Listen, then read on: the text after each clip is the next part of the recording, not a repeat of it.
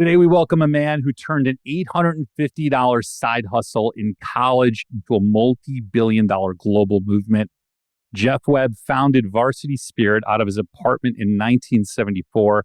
Over the next 4 decades, he built it into Varsity Brands, an empire of camps, competitions, uniforms, and school culture that transformed cheerleading into a worldwide industry. In 2014, that empire drew the attention and investment from private equity, validating what Jeff had built. 4 years later, Bain Capital acquired Varsity Brands in a landmark $2.5 billion transaction, one of the largest deals in the history of youth sports. From there, Jeff shifted his focus to the global stage. As founder and president of the International Cheer Union, he led the charge that earned full recognition from the International Olympic Committee, setting cheerleading on the path to Olympic inclusion. In an entirely new arena, he has become the senior editor and co-publisher of Human Events and the author of American Restoration, carrying his voice into the civic and cultural conversation shaping America's future. From a Dallas apartment to creating a multi-billion-dollar industry, Jeff Webb's story is one of relentless vision, execution, and impact.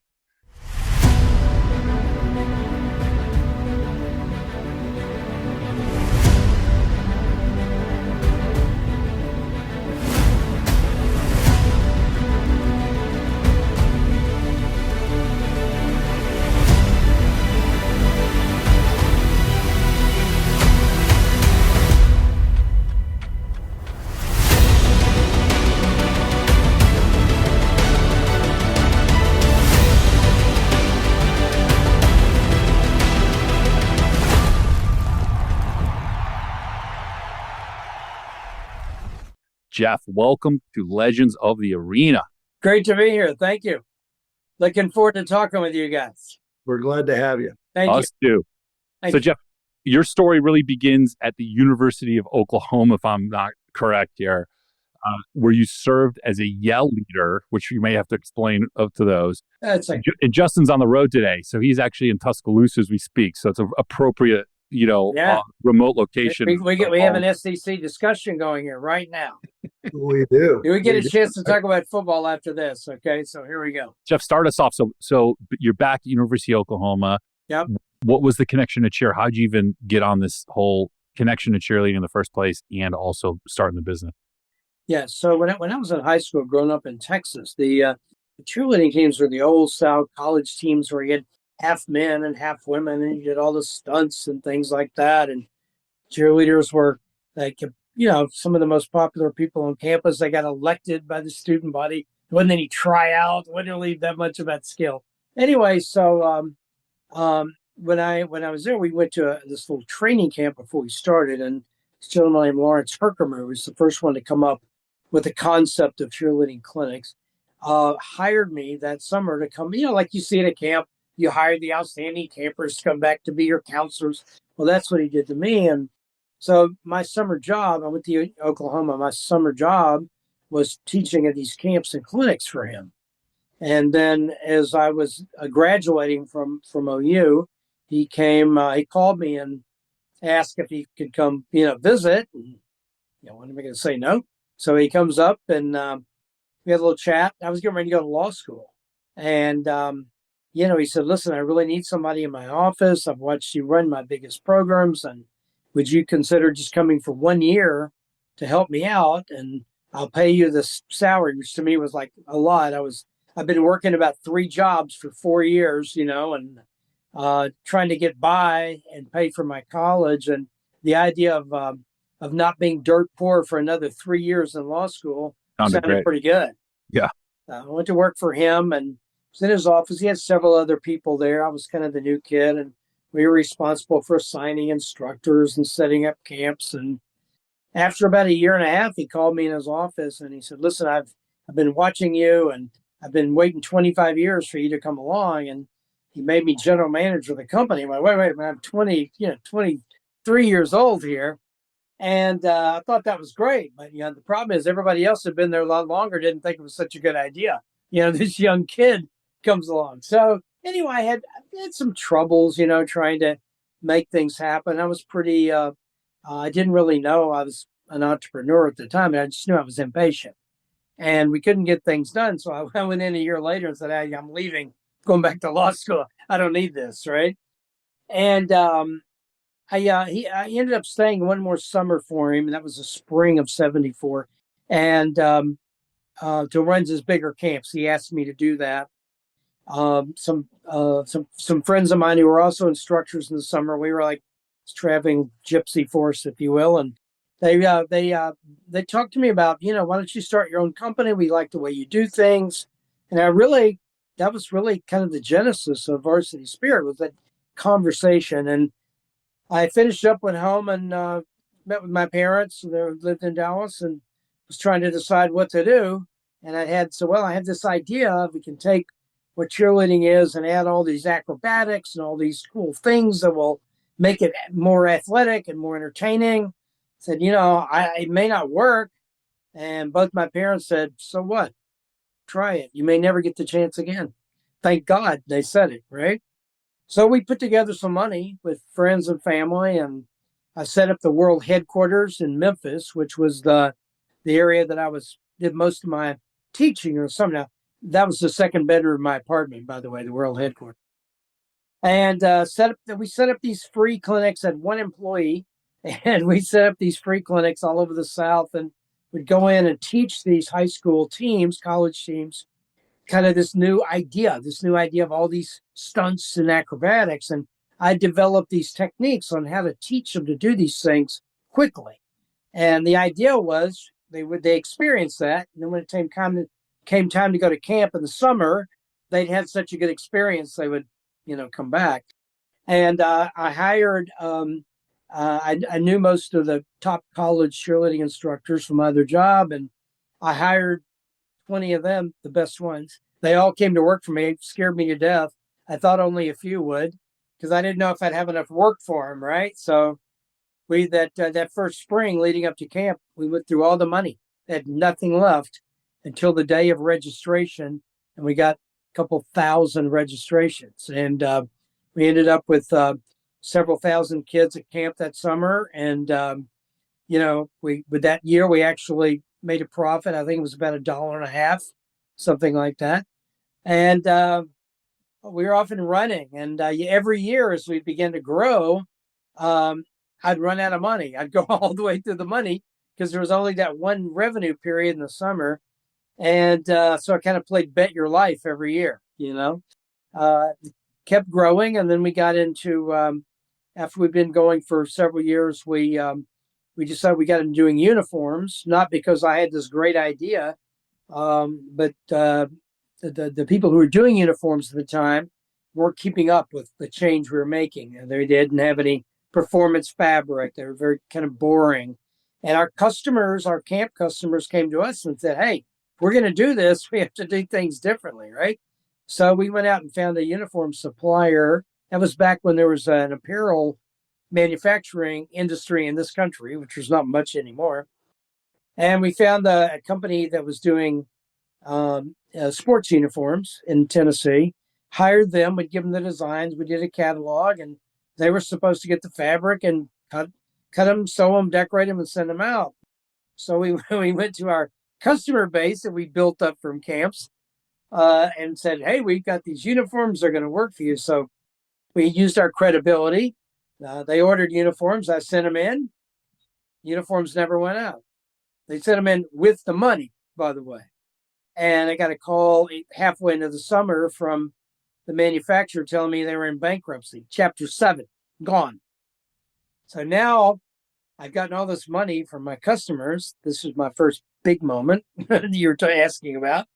And it's like, my whole life passes in front of me. We're out of money. This is it. I was able to find a guy through my T-shirt supplier in North Carolina who was running a sweater factory. I went to meet with him and gave him my dilemma. And he said, well, I've always wanted to have my own company and do this stuff. So I bought him 4 or 5 sewing machines and a cutter that he set up in his basement in Hickory, North Carolina. And we got the uniforms out. Unbelievable. Yeah. So we lived to fight another day, right? Pivotal moment. Yeah. Oh, very pivotal. Like that first day we got the registrations. And then from there, for the story, we, a year later, again, we didn't have enough money to expand nationally. And we knew we had something great. Everybody loved what we were doing. We're getting 100% return for our customers every year. But, one of my sayings in business, my ex-employees bring it up all the time is, when the wind is at your back, run, because it won't always be at your back. And so we said, we got to do something. Why don't we see if we can get people to see what we're doing, pay us to come to them. So how the hell are we going to do that? Now there's 4 or 5 of us in my office. We said, let's get cheerleading on television. It had never been done. And we said, well, camps are going to be kind of boring. How are you going to do that? Well, why don't we have them compete with each other? Really? Yeah, with music. Let's make it entertaining. So that was the beginning of that. And year did the TV show launch or the competition launch? Yeah, but prior to, there was no, and the competitions weren't set up. Don't tell anybody, it's bad for my image. They weren't set up as this great vision for a new profit center. It was like, how the hell do we get people to see this and bring our camps to them? So before we even had a competition, we said, well, first of all, we got to make sure we're going to be on TV. So my first sponsor a couple of years before had been Converse, the shoe company. And it was done through a guy named Joe Dean. Joe Dean eventually became the athletic director at LSU. He was been an All-American basketball player. He was the national promotions manager also, VP for Converse. And he had done some research and contacted me and did some shoes for us. His other job was he was the color commentator on the SEC basketball game of the week. Not every game, one game a week, right? These conferences pick. And in those days, if you were on TV, you're the local TV or one of 3 networks for Fox, or you in syndication. The largest sports syndicator in the country was a company called TVS. They're out of New York, owned by Dun & Bradstreet. They did basketball, they had soccer, they did all these other sports. And Joe worked for them, really, on Saturdays. And he was a very colorful character. I tell people he was Dick Vitale before Dick Vitale. And older people in the South remember him. Anyway, I called him and said, Joe, I know nothing about TV. What do I do? How can I do this? And he said, let me get you to the guy that I work with. So he connects me to this guy, the president of TVS. His name was George Gallup. He's not the pollster. So I called George, cold call him. I used Joe's name, and he was in New York City, Park Avenue. I'd never been in New York. So I travel to New York. He agrees to see me. I walk in. I've got my brochure and some, like all these kinds of exhibits, and I'm explaining all about what we do in cheerleading and my vision of this competition. And I could tell he's from New York. He had no idea what the hell I was talking about, right? He's just kind of shaking his head, looking at me. I got finished and said, why don't you come see one of our camps just so you'll get it? He reluctantly agreed. He comes down to one of my camps in Tennessee. He's watching all these cheerleaders do these stunts and pyramids and no competition. But I'm telling you, see, they'll take these and they'll put them together and they'll compete. We get through, and before he leaves, he calls me aside and he said, we've been looking for something different to do for a long time. I kind of see your vision. He said, we'll do it. But I couldn't believe it. Wow. And the next week he calls me and says, we'll do a 3-year contract. I'll give you a $50,000 rights fee a year to do this. I would have paid him to take a trick. Sure. And so think about that. This is 1980, $50,000 was not insignificant, especially if you're living hand to mouth, right? Well, great advertising and marketing. Yeah. You're thinking the profit centers, the camps, right? This is exactly. So we kind of picked the top 20 teams, high school teams that we know, and we said, okay, we're going to have this competition. We want to do it someplace fun because there's only going to be one winner. And everybody else will be mad, like today. So we said, let's go to Orlando. Let's go to Disney World. So George meets me in Orlando. We have an appointment with the VP of marketing at Disney World. We go out to Disney World. We walk into the office, we make a presentation. George is there with TVS. How could you not love that? I'm explaining what we're doing, this new concept, and I'm explaining to Disney about this is great for both brands. It's all American. It's, this is going to be great. and entertainment, everything about Disney. And the guy was very polite, typical Disney fashion. We get to the end and he looks at me and he says, young man, he said, we don't do concepts. We're a theme park. Okay. He politely shows me the door, right? George and I are driving back down Interstate 4 toward the hotel, and neither one of us was saying a word. We've been rejected, So we go past the sign that says SeaWorld. We stop. I look at him and why don't we try that? We literally pull off the interstate, go into SeaWorld, cold call the marketing director, Dick Howard. We walk in. Dick Howard's drinking scotch at the time. He usually did. And this was like 2 in the afternoon. You guys want to drink? I said, we might after this, but let's try this first. So we explained what was happening. And he said, we want to get our parks on TV forever. Let's do it. And we got a contract there. We got a 3-year contract with him. They agreed to build us the stage. And at the water ski show, they had all this stuff. So the first stage for the first cheerleading competition was surrounded by water. All right. So you stepped out of bounds, big problem, right?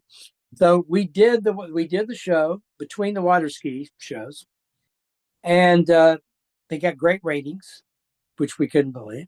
We were rocking and rolling. We get to the 3rd year. We're expanding. It's working. People are seeing us on TV. They're calling us to come to California and Texas and all this. And George calls me and says he's leaving TVS, and the new guy doesn't want to do cheerleading anymore. But that's not good at all. I don't know what the hell we're going to do. And I said, well, what are you going to do? And he said, well, I'm going to go to work for this cable television company. Now, in those days, that was the infancy of cable as we know it today. I mean, if you had cable TV, usually that meant you lived out in the sticks and you couldn't get an over-the-air signal. And I said, George, you got the best job in sports television. What are you thinking? And he says, well, he kind of laid out to me, this was 1983 or 4, what cable television and its distribution would eventually look like. It was brilliant. I couldn't believe it. And I said, well, what's the name of this company? He said, well, it's a small upstart cable company. It's located in Bristol, Connecticut. Right? Okay. And he said, it's called the Entertainment and Sports Programming Network. Bristol, Connecticut. You're living in, you're in Midtown, New York. What the hell are you thinking here? So anyway, of course, I don't have to tell you what it's ESPN, and ESPN really was this fledgling network. They had, I think, the Hartford hockey team, but then other than that, they had like billiards and alligator wrestling and now cheerleading. It's kind of what it was. Hardly any, no NFL, no college football, no NBA, nothing, no Major League Baseball, no Sports Center, nothing like that. Well, anyway, so George calls me. He's the first VP of programming there. So he calls me and says, well, you guys want to come with me? I said, well, we didn't have any choice. So we went to ESPN. I think they were in 4 million homes. That's it. And produced the same show, put it on ESPN. And then as ESPN's footprint grew, our exposure grew. More people called us to come to them. We grew up with ESPN, and voila, it worked. Yeah. And it didn't work the way I thought. Did you ever meet Bill Rasmussen? Trying to think. Bill was the founder. He was the founder and CEO of ESPN. No, I did not meet him. We were way down the rung at that time. I knew all the guys later. And when they started ESPN, he's actually a DePaul grad, which is where I went to school. Is he really? Chicago? Yeah. No, I did not meet him, but we were there. Don Omeyer owned part of it for a while. Don did a primetime show for us when he was. I think he was also. I think that's when he was the producer of NFL Monday Night Football. I think as well. And anyway, when ESPN expanded to ESPN2, they needed programming. So they called us and said, "Hey, can you do more divisions? Can you do other stuff?" And we had a college and dance. And anyway, so we kind of ended up there with our camps, which eventually went on to have nearly 300,000 people at camp. And then our uniform business, which eventually produced over 1 million custom uniform pieces, nearly every high school and college in the country. And then the competitions became kind of their own thing, and which gave way to club cheerleading. And, so between those three areas, those became the three legs of the stool that built Yeah. varsity. And the key was trying to have the number one position in each one and then cross marketing between the three. Wasn't rocket science, but sure as hell worked. What was the biggest revenue of the three legs? Uniforms. Yeah. Interesting. Yeah, camps. There aren't that many people. Camps are not easy to do. I mean, cheerleading camp is not like a soccer. My kids all played soccer, and it's not like a soccer or tennis or golf camp. It's like a 4-day production. Yeah. And you've got you do learning, you do fun, you do a little bit of competition. It's a lot harder, Yeah. and you're limited. You're limited as far as camp is concerned to what the least affluent kid on the team can afford. And the camps became the way that we introduced people to the brand and the experience. And just like from the very beginning, that's where we established our authenticity and credibility. And we use that as a platform to promote the other two. Now, you have to do a really good job in those two areas too, because all of these affect each other. The good news is you can cross market. The bad news is if you blow it in one, then you lose them in all three. So tell us what what did your days look like when you were a hustling entrepreneur building this thing? And really for all the audience and the people tuning in, what does it take and what does that look like when you're literally building this thing as you go and you don't know what's around the corner. You don't know if you're going to bite the dust or you're going to be able to do it the next day, which takes incredible courage and energy, I would think. Yeah, thank you. Well, first of all, when I started the company, again, our first summer, I was 24, and my instructors were 19 to 22. Right, we were a bunch of kids, and we kind of built. I was the boss. There was no doubt about it, but it was kind of this egalitarian culture. We were traveling all over the country and teaching these camps, and so much fun. Yeah, a lot of fun. It was hard work from 8 a.m. to 9 p.m. You're on your feet. It's hot, sweaty. But, we were like, it was us against the world. It was like, we're going to prove that we can do this. We're going to make this work. And we were all close friends. There was the challenge for me, and I think we can get into this later if you want to, but trying to you're never going to keep exactly the same feeling, but for that to become kind of the base of the culture that really built the company. That's how it happened. Now, having said that, as you go from there and you're building for 40 years, the first 25 or 30, it's all consuming. That's the only way I know to describe it.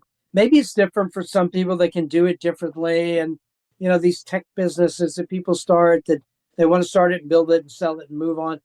I was really driven by people talk about, well, what be able to make that much money. Well, I didn't have a penny to my name. I did during the year, but I went through all of it until I was 40 years old. I mean, every year I was risking everything that I had. And that's got its own kind of pressure, as you can imagine. But the drive to build a great organization that did something great is what I began to see it could be.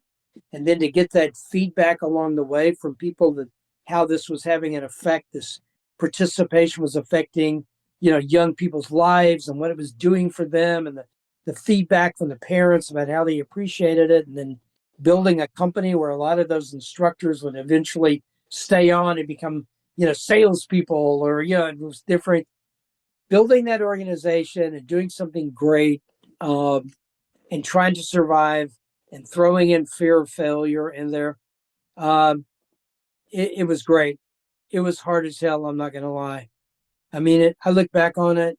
I mean, you never leave it. You go on a vacation, it's on your mind. You go to bed, it's on your mind. You're worried about it. You're thinking about it. You're looking for new. Some people may be able to do it easier than me. It was really freaking hard for me. By the way, it's worth it.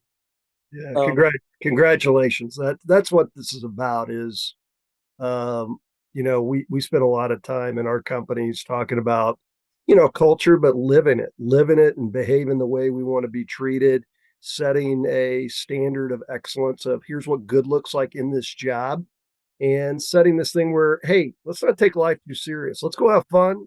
Let's go build something we can be proud of. Hey, it's going to be good for you. Let's keep learning in your personal life and what we're doing. We just got done with Die Capital, our leadership program. We had about 30 people out in Montana talking about this very thing. So, Oh, interesting. Dude, you're playing my music. Good. I'm glad to hear it. It's it was the honor of my life. Yeah.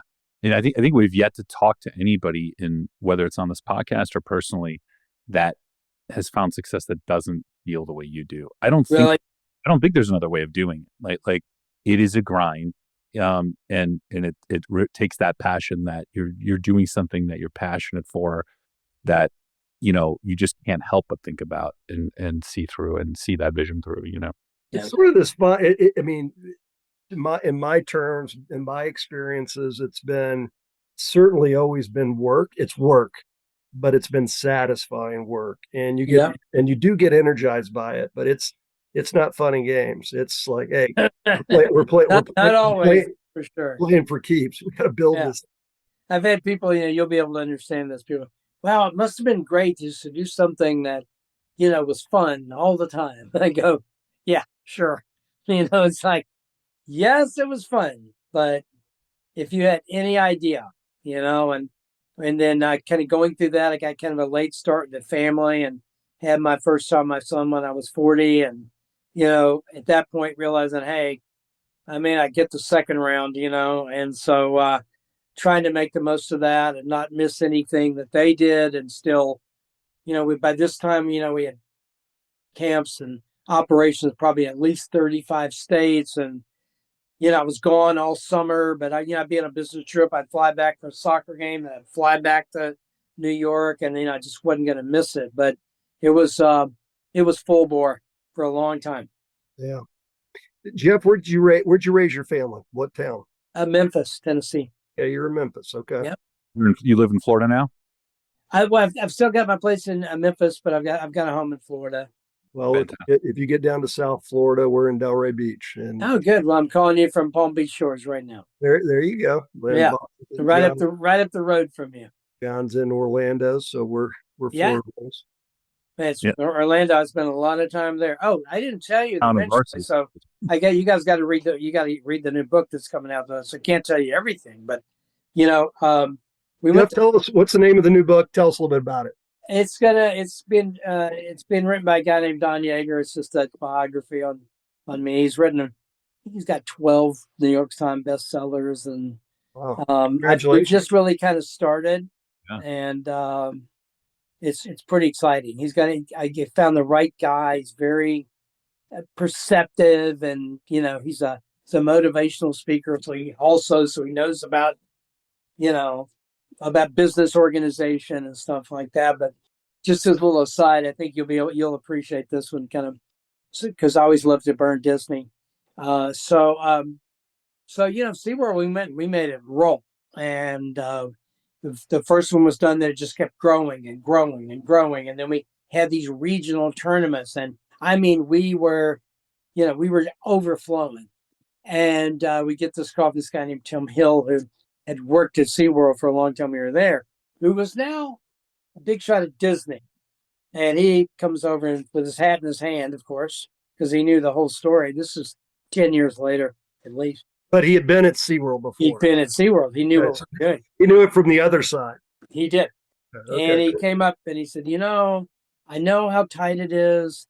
We have all these new facilities at Disney, and it's a lot different attitude now. And we've got all these different parks, and we've got hotels, and we've got transportation, and when Disney wants to seduce you, believe me, they do a pretty damn good job. Oh yeah.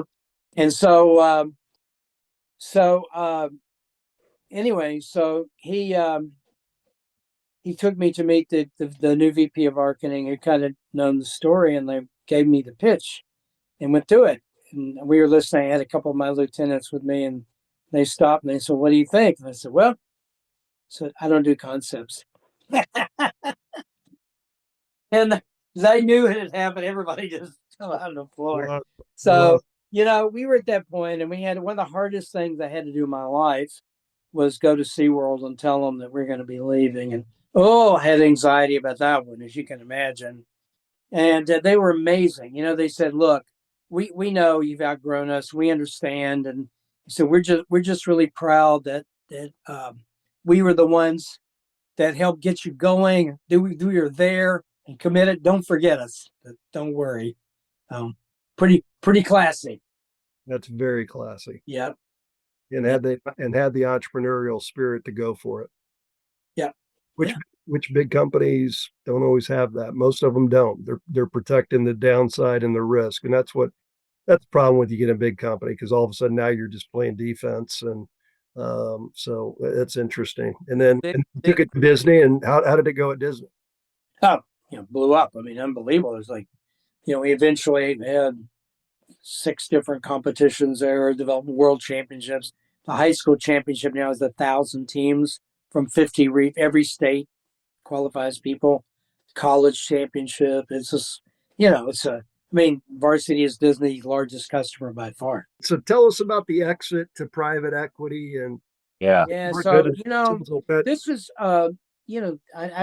my author and I are trying to figure out. You'll be able to appreciate this, about how we're going to deal with this private equity thing. When I left, I had a non-disparagement contract, so I have to be a little bit careful. But my father died when I was younger. I'd started the company, but I didn't really have a mentor. And we were always trying to figure out how to finance the growth of the company.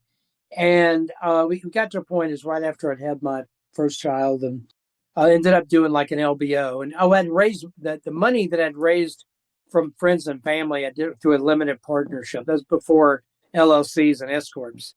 And each person, each one invested like $5,000 for a unit.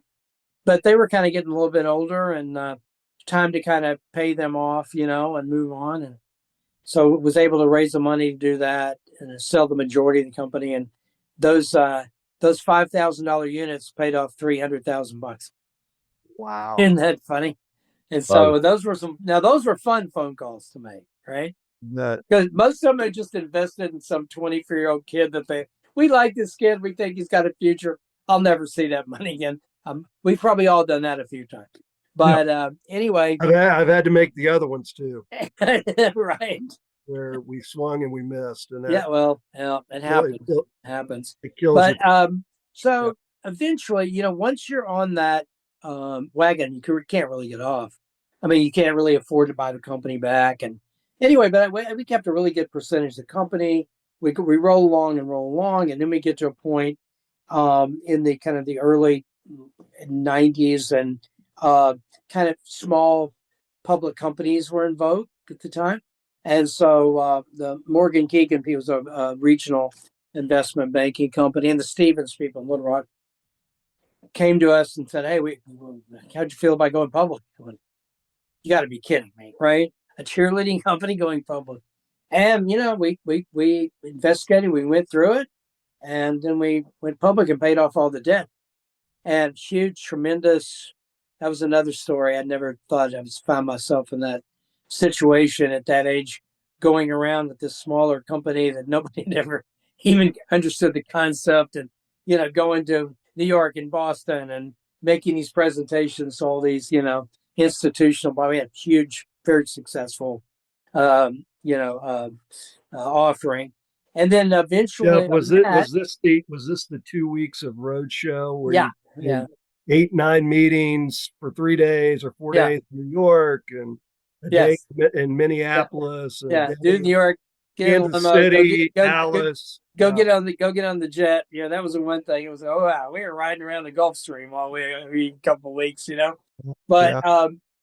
But then we public, and then we ended up merging with a small public company, and eventually there wasn't enough float to really keep the stock at the value we wanted. And did a merger with a company called Riddell, the football equipment company. Okay. Which is another thing. It was owned by some New York deal guys. That was very interesting culture clash. Actually worked out really well.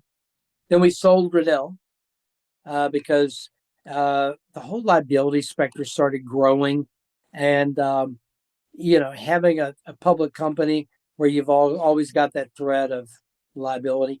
So we had to sell Riddell, and then I had to buy my Riddell partners out. So that's when we really went the private equity route for the first time, and that was with we. I did the next road show, right, trying to do that, and of course at this time now I'm with bigger companies because the company's considerably bigger, and we had a lot of interest, and ended up going with a company called Leonard Green Partners. They're on the West Coast. You know them? And quick. Jonathan Sokoloff. Oh yeah, John Sokoloff, Peter Nolan, and they're great guys. It was funny. We were doing that roadshow. They were the last ones we met with, and everybody's making the pitch, and everybody's in the same banks. You know how that works. So then so what's going to differentiate? Well, they talk about, well, everybody had to say, well, if you need operating help as the company gets bigger, we've got people that'll come in there and help you with marketing and consultants that'll help you. So, oh God. And so we get to the Leonard Green guys. Now, those three partners of Leonard Green were Michael Milken's lieutenants at Drexler. That's where they came from. Really smart guys, by the way. And they're living in LA, and Peter, we were having our national sales meeting in Phoenix, and they were going to come in. He's going to come in and talk, and we did one call before that. I had the kind of the suite there, so as we got there before the meeting started, he came in, and I was meeting with him, and we were going through the gig about, well, tell me about Varsity, tell me about your plans. I go through that, get finished, and he said, okay, well, let me tell you about Leonard Green Partners, and he explains about having come from Drexler and what they do and what their philosophy. And he said, so here's the deal. He said, I'm going to tell you the truth. He said, they owned Neiman Marcus and Petco at the time, and Tire Rack. I'm trying to think who else. But anyway, so we were small compared to those companies. And he said, listen, if you need help, I said, here it comes. If you need help on operations, if you need help on manufacturing, if you need help on marketing, anything, running the company, he said, don't pick us. He said, do not pick us. He said, save us both the trouble. He said, we don't run companies. We invest in good management. If you cry for help, we'll try to find you help. He said, if you want to make acquisitions, if you said, we're really good financial engineers. He said, but if you need help, don't help us. I'm like, you're my guys, right? And they were just like that. They were amazing. Weren't in our hair. Board meetings quarterly, 3 hours max. I mean, they were great. And we were with them for a while. And then, they went through the 5 years. And then about the time we were going to sell was when the crash hit, 2008. So they had to stay a little longer. And that's when we ended up with Herff Jones. As we were going through a process. And Herff, Herff Jones is, they're like Balfour. It's been kind of broken up now, but they do things, graduation products like class rings, caps, and Okay, like Jostens, right? Yep.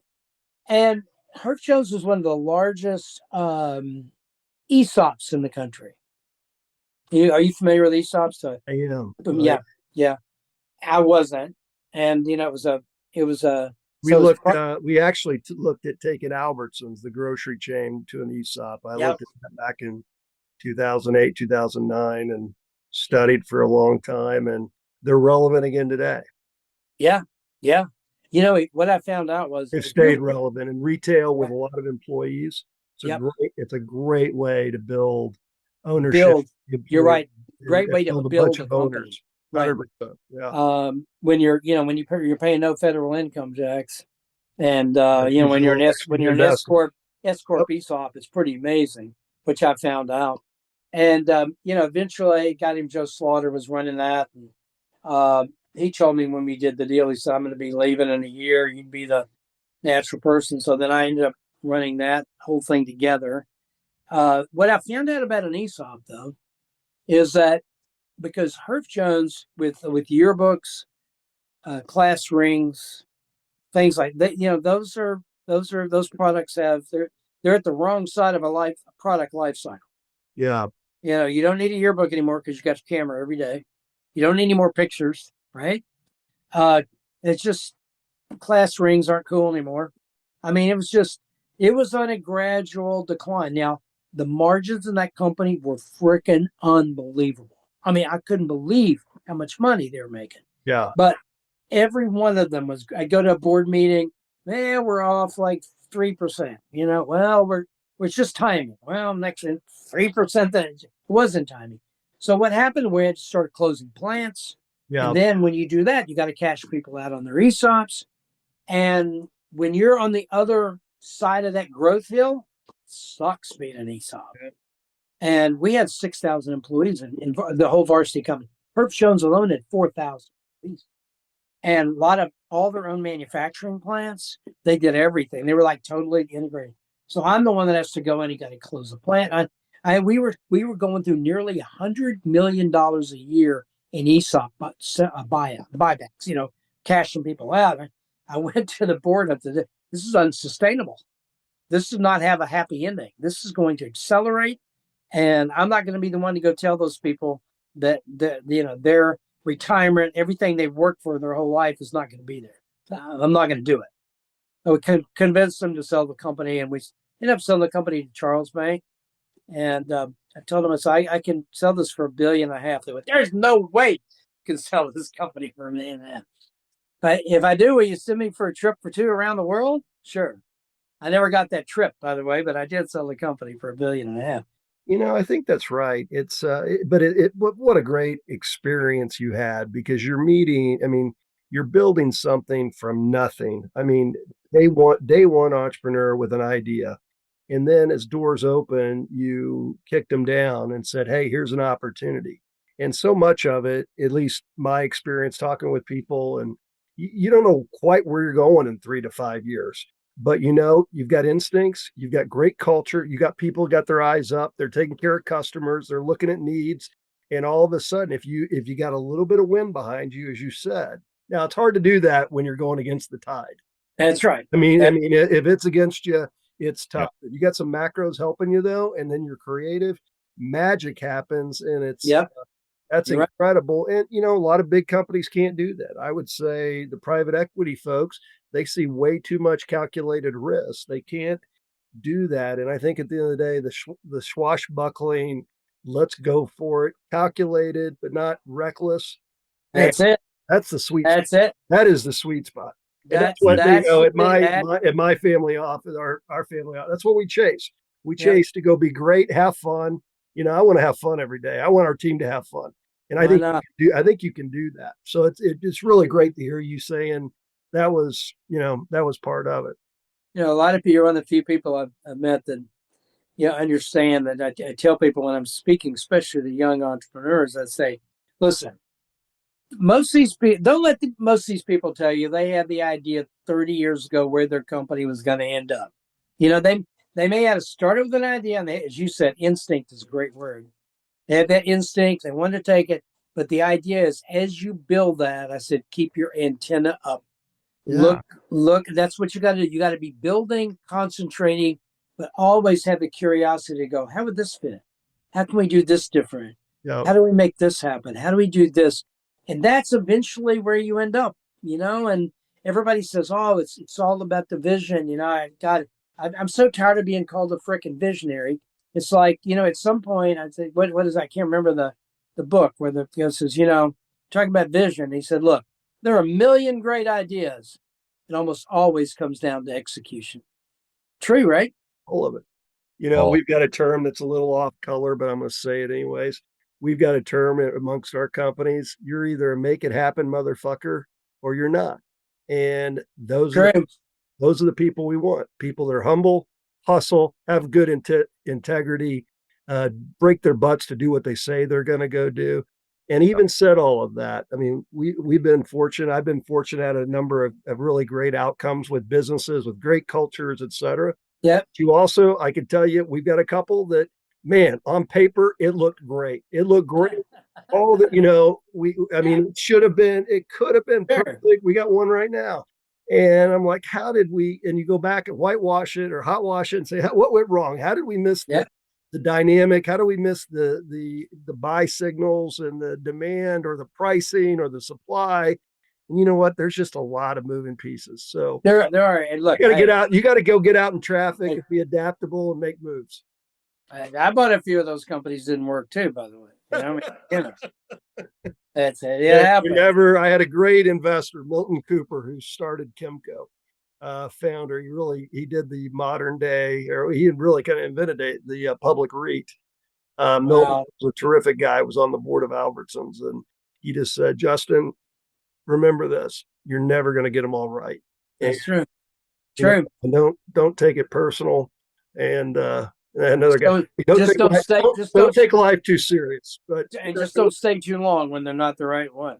That's exactly right. And when you got to go in, Jenny, you put all your muscle behind it and put the capital behind it. That's it. Yeah, it's great. Good stuff. Jeff, any final words of advice for our audience, from business leaders currently active to young entrepreneurs who are, at that, $800 in their apartment with an idea that sort of got you through those times throughout your journey that you pass along? Well, I think a lot of it has to do with kind of what you want to do. If I don't know, look, it can happen. I don't know too many people. Depends on what you want to build. Can you have as your main driver, I want to make more money? Yeah, you can do it. Maybe you can do it. But the people that really build great legacy companies aren't just doing it for the money. We're like, well, we'll take the money, right? But they're not just doing it for the money. And when people say, well, don't you think the key is you have to do something you enjoy? And I go, I'm not sure about the word enjoy. I mean, yeah, maybe you enjoy it some, but is it satisfying? Do you think it's important? Is it something that moves you, that makes you want to do it and do something great? That's the first thing. And then the second thing, is, it sounds kind of trite, is about the people. And everybody says you have to have good people. Well, duh. That's like business 101. So, well, how do you do that? You don't just recruit good people. Okay. Anybody can recruit them. Anybody can pay them more money, but how do you keep them? And how do you put them in a position where they're going to contribute and where they share not only your vision, but your work ethic and your commitment to succeeding and your commitment to doing what you need to do for your customers? How do they share that? And are you able to keep that? And then the last thing, and the culture would be the third thing. And that always kind of goes back, I think, to kind of the derivation of our culture was that early time of those 20 people. And so it's all about working hard, expecting everybody's best. Expect everybody's best from everybody every day and hold everybody accountable to do that. And then at the same time, these are people that you care about. They care about your company. If you want them to be there for you when things get tough, and they're with you, you better be there for them when things get tough too. So be kind. Amen. Amen. Amen to that. Well, Jeff, this has been awesome, man. Thank you so much for this. Congrats on all the success. Thank you. Everybody, please check out American Restoration, which is Jeff's original book. Jeff, is there a title of the new book coming out? So we can let not a title yet. Not a title yet. Right. And check out Human Events as well. Thank you very much. Really appreciate having you, man. This has been a treat. Thanks for having me. Thank you. Good luck to you guys.